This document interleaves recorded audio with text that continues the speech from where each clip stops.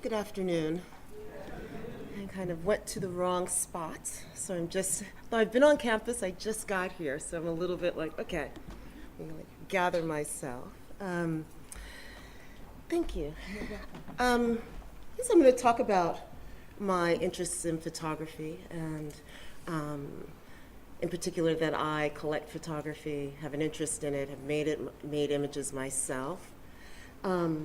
But the work that I'm going to discuss today is kind of images that I have found either online that are kind of discarded images of family photo booth images, or for that matter, photographs that I find online that are kind of these archives. And my relationship to archive is that it is this body that has been put together that either tells as much as it does about, or tells very little about its subject, but in fact may tell more about the person who put the archive together, maybe more about the time that the archive was created. So I'm always very skeptical and interested in looking at archives and how they function and what aspect they serve, or who do they serve, and what do they kind of conceal. So it is always for me an open book. It is always something that I feel as an artist I can intervene. And I also take great pleasure just in the photographs as objects in and of themselves. Okay. So I'm going to kind of slide these because a lot of these works where I've used found photographs of these archives that I find are very intimate and small in scale. And this is a kind of an example of a photo booth piece where I collect all these different photo booth images, which are no bigger than 2 by 2 inches, and then are framed in bronze with accompanying drawings or inks.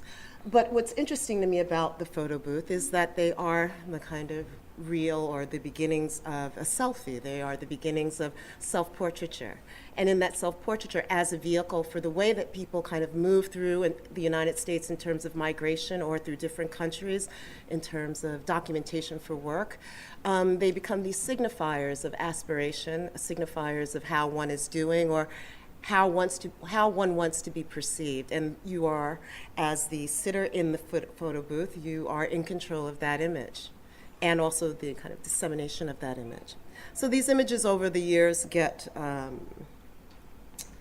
discarded and then picked up again and then collected, and they become, for me, the similarities in the way that people smile, or in terms of couples who share the same frame, in terms of lovers or parent and child. There's kind of this array of singular images of individuals to kind of combined images of individuals that mark time. There's not much I know about these people that are in the photographs, in fact, other than maybe a note on the back, or sometimes with a name, or that someone is cut out of a photograph given circumstances over the course of time. You want to save the image of yourself, but your companion in it no longer serves his or her or his purposes anymore. So there are all these very interesting kind of details of that sort that occur in these images. So in my kind of, this takes a lot, like going to flea markets, going on eBay, kind of looking and buying and purchasing them. And in that effort, over the course of time of these bodies of works, of these photo booth images, I came across an image of a woman leaning up against a car, which I don't think I'm going to have here. And this is another example of a photo booth, which is really beautiful. And that's kind of out of a photo album that someone created called L'Occupator, of this man kind of in different guises of dress and appearance. And there he is again. But in going through these images, I came across a picture of a woman leaning up against a car. And I thought, and it was very much like a snapshot pinup image of a black woman. And the image said like 1958 Los Angeles, kind of really printed small on this kind of scalloped edge 2 1/4 image. And I bought it. And in buying it, the seller said to me, oh, but I have 250 more images like this of this woman. Are you interested? So that is the offer of an archive. I immediately said, sure, tell me your price. I paid it. What I get are 3 small, very beautiful, and get to her image, the images of that soon. 3 small, really beautiful images, photo albums with picture after picture of her posing on all these different kind of circumstances, very, I can say as a photographer, kind of amateur photography shot of someone who has an aspiration of being a model, an actress in 1958 in Los Angeles who's black. So for me, that was amazing because I thought in 1957, given Jim Crow law, given that black actresses did not have an easy time in Hollywood, here was a black woman with the aspiration as an amateur to be on the stage, to be an actress or to be a model. And thus performing for the camera as an exercise in perfecting her game and perfecting her abilities as a subject, so to speak. So she creates all these different scenarios that she poses in. And I was quite shocked in getting all this material and like receiving this archive, which does not have family photographs, does not have any mention of name. It is purely like this portfolio of images for a particular ambition, for a particular use. It is separate from the kind of narrative of family history and time, which makes her even more interesting because it is this archive of images that are solely and completely constructed. So then I look at these images, for given the work that I do and my interest in photography, by how much that photography belies our innate nature to ask it so many different questions about who's in the picture, and very rarely are those questions answered. We kind of invent the questions ourselves as we gaze at the images. Here was a set of images where I knew nothing about her, and it really didn't, not that her identity didn't matter, but what mattered more was this activity, to kind of demonstrate this activity, or for me as an artist, to somehow represent it in a way, to kind of how would I, and that was like 2009, and having all of these images pinned up on my wall in my studio, how might I share this as an artist?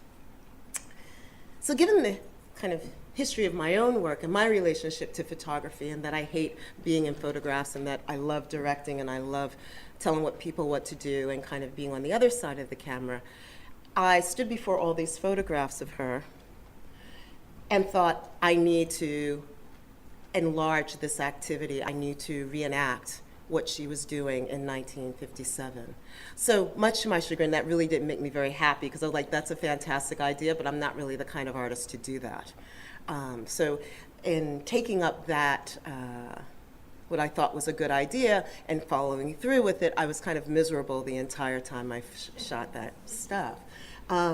Only to the point because I don't feel comfortable in front of the camera, but also it became this very interesting way of mimicking her, or mimicking someone who has a completely different body type. I mean, I think she was taller and longer limbed than I, slightly double jointed, slightly longer torso, so she could do things with her body that when in trying to imitate her poses, for me, it felt like twister or some kind of yoga pose. I had the help of my daughter who kind of helped me. Like, she would look at the photograph. I was taking these images with a 2 1/4 camera, so everything was backwards and kind of had to direct me into position in order to approximate her poses by either clothing and attitude, etc.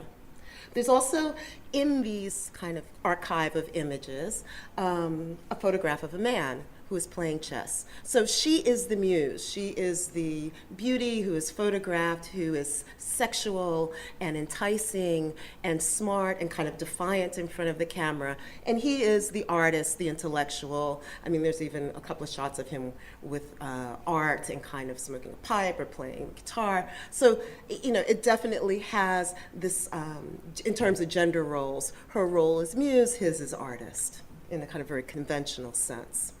It doesn't quite, there are only a couple of photographs that exist of them together in a frame where it seems as though it tries to suggest that they are a couple. But again, all of this is constructed for the camera. All of this is about presenting them as figures in some other project later, that they are tangible, real figures and real icons that could perform in projects or in photographic ads later, right? So that also fascinated me, this kind of way of demonstrating and creating not so much a farce, but creating a constructed arena in and around these gender roles.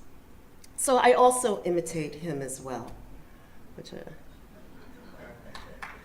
but in doing so, which was interesting because I had friends of mine, so I approached this archive in terms of reenacting it with as much precision as I could in terms of finding the right outfits and finding the same lighting and having the chessboard look the same and kind of creating the same kind of poor lighting that appears in the original images, but also having a friend of mine named Idris Nichols who does hair for film and is a hairstylist, and another person did makeup to transform me into the male character. And in doing so, it was as part of the project, which was kind of interesting, I looked identical to my father. I mean, this is the way my father looked, in a way. I mean, the hair, not so much, but, and in doing so, as we, like when you're getting work done like that, which just takes a couple of hours to kind of do the fake mustache and all of this stuff, I looked in the mirror and I was shocked that I saw my father. So it became this kind of double or triple kind of mirroring of my father also in my work, because I favor my father so much more than I do my mother. So that's me imitating him. So this project, there's like 300 some odd images, and it kind of took, which was funny in its timing as I kind of got out of the schedule of other work that I was working on and got into the subject, into this project. It was the summer of 2009. So there's a lot of mirroring that is going on for me in terms of this piece. And as I work on it, I become more interested in this kind of idea of mirroring her. In a way, and that in some ways when the viewer looks at this work kind of in its totality, which is a kind of over 300 some odd images, I get lost in it. It's like I kind of become her. It's only by looking at it for a while that you realize, oh, there's someone in here that's kind of imitating what's going on to expand the project, but also to expand its breadth and to kind of call attention to the art of performing for the camera. And this is kind of its installation. So in part of that, this is kind of part of my collection of photography, and in thinking about mirroring and thinking about this particular piece, I would say I then said, well, there's got to be something else I can do with that. Although it was really painful, and not making all work should be like, great, oh, this is so much fun. It was fantastic working on stuff. I mean, sometimes working on work can either bring you to tears or can be really difficult or kind of cathartic. And this work certainly started out very difficult, with much difficulty in terms of my comfort level. But I started to think about, since I am not an actress and in some ways do not perform for the camera, I mean, part of it has to do with my lack of skill and understanding of that art. I then thought, okay, I want to take it to another level. So I started talking to curators and different people, like, what, because as most artists, when you're working, people always ask you as soon as you finish a show, big show, working on a book, all this stuff, the next question the same evening is, so what are you working on now? Like you don't get any time off. You don't get no downtime. Like, I don't know, I just finished some shit, I don't know. I mean, I'm figuring it out. You don't get to say that, outside of, very intimate company. And in those conversations, every time I said, like, it's about mirroring. Like, I want to do this thing where, I'm mirrored, and I kind of use these mirrored panels to have these two people playing chess, which is the most boring aspect coming out of this archive, to use an element out of the archive of those two individuals who are shot separately playing chess against themselves. So I want to, take the mirroring thing, which is the game of chess and perfecting one's game, and kind of mirroring your own game by playing against yourself. I want to take it to this kind of visual level. And every time I kind of bring that up, someone says to me, Yeah, but what about Duchamp in that kind of five-way portrait that was taken of him in New York? Um, and I just, because it was Duchamp and I know the image, and I was just so tired of hearing, I was like, yeah, I know, but I'm not interested in that. And then finally, another curator whose name I right now cannot remember, but she had just been to a show at the Museum of Modern Art where an artist had taken a work from the collection as part of her exhibition. It was kind of a myriad of different things out of their collection and things that she had personally, again, reaching out to archives, the archive of the museum in terms of its collection, and also her pairing that collection with her own personal items. And she gets on her phone and she shows me this image, which is the same, by the same unknown photographer, but now it's a black man with a straw hat. And I just felt like, okay, the universe is saying, I understand, you don't want to go with the Duchamp thing or the Picabia thing, which both of them had been photographed at that time. But this, I was like, okay, I give up. I will use the five-way mirror like Duchamp, Picabia, and this unknown black man shot by the unknown photographer in like maybe 1910. So that led to this work called Chess. And as you can see, I'm like being made up here, but it's a kind of, it goes back to this image of the kind of trick photography of the turn of the century, which is, this is a kind of prime example of. But that the five-way portrait is also that. It's just a 45-degree, two mirrors at 45 degrees, the subject sits in front of it, and you get this amazing and beautiful, uncanny kind of relationship of the reflections, that they are not symmetrical. They are not the Hitchcock go into a million versions of the same thing. They are all these kind of really individual angles that occur when you do that. So that therefore it looks like five identical five-way portraits, but that it's a little bit, there's a dislocation in looking at it because of its lack of symmetry in terms of the reflections. So I do that, and I come up with Chess. So all that to say is, and I guess I'll show a clip from that, but I think in terms of my relationship, with working with archives, working with, in terms of collages from Ebony magazine or Jet magazine or AP photographs, and all of these, like going from the 1930s up into the 1980s, that in terms of rethinking the use of these things, or even in a kind of very personal, idiosyncratic way, kind of really frees up myself up in terms of ideas, but also that there is always at our fingertips a wealth of imagery, a wealth of either even personal photographs or things that you might just find on the street, or ID cards, of things to work with that in some ways ask for us in some ways to hold and take care of or to use. I really, the thing of exact identification or kind of archives that are so protected, it kind of brings to mind Carl van Vechten's archive of images, which a lot of his images were part of the WPA and kind of part of the Library of Congress during the time of his life. But there was a bespoke set of homoerotic work that he did that he would not release until 25 years after his death, and kind of are housed at Yale University. I think maybe about 10 or 15 years ago, those images were released. But it kind of shows more about the mores of the time, and thinking that everyone who ever had any connection to any of the people in those images would need to be dead in order for him to think about even releasing that archive. So the archive, and not so much, of the eroticism in like looking at those images. I mean, particularly to me, there's nothing particularly fascinating about them, but it's more the effort of how that is a hidden archive that is like a time capsule, and the efforts to make it so speak more about the time and the milieu that he was a part of. So for me, the archive is always this interesting thing that pushes and pulls at itself, that in its presentation and in its idea that it is an open book of information, it actually belies some information.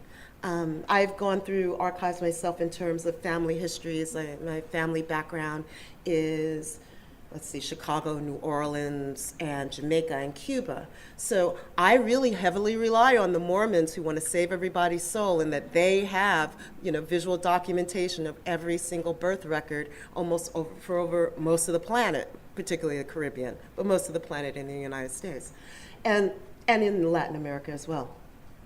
But that even those archives, in trying to match up birth certificates to narratives of family history, don't always match up, and in some ways are contradictory within themselves. So the idea of the archive and how much we can rely on them is in as much as that we know that there are gaps and fissures and concealment all embedded in what seems to be a very open and wholly presented document or documents. Yeah. Okay, that's it. You're ready to go. Thank you. You're welcome. So chess became this piece in all this mirroring, but I also then asked a friend of mine, Jason Moran, to create a score, and I also asked him to perform in it. So in where you saw that set of me in front of the mirror, I play the man playing chess, and then I play the woman playing chess, and at the same time, those characters playing against themselves age. They get older over the course of the time frame of the video. I also photographed Jason kind of creating this amazing piece that he says, because I asked if he would create a piece in terms of the mirroring of hands, in terms of the piano. He's a pianist and composer. And that was interesting to me because there is this kind of exercise thing in terms of playing the piano, that you play the chords, and the way that you play mirrors one of it. I guess it's Bach who also heavily relies as exercises to train the hands in that manner. So he came up with this amazing score that he also performed, that he was photographed and recorded while playing it.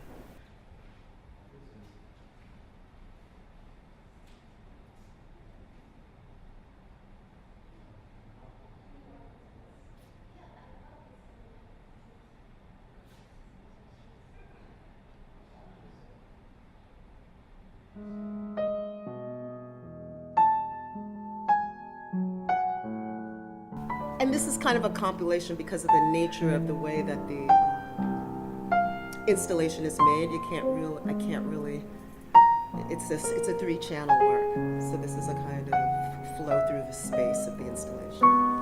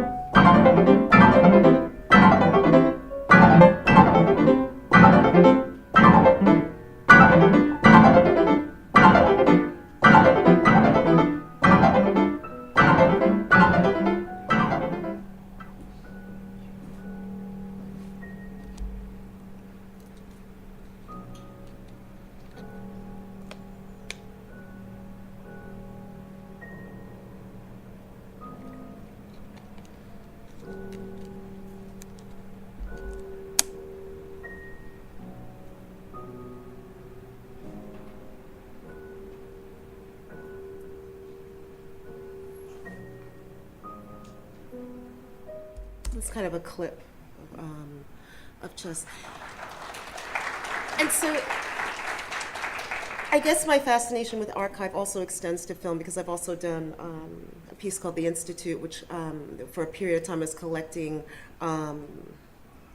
unassembled raw footage from different institutions, like either Black educational films, and one was from an institution for speech pathology that had never been put together, and kind of played with that as well. And there is something, at its heart, and that's why I always, I think from the beginning of my career and in kind of terms of graduate school, being really interested in this idea of documentary, that documentary does exist, but it kind of, it's within the hands of the person who is crafting it.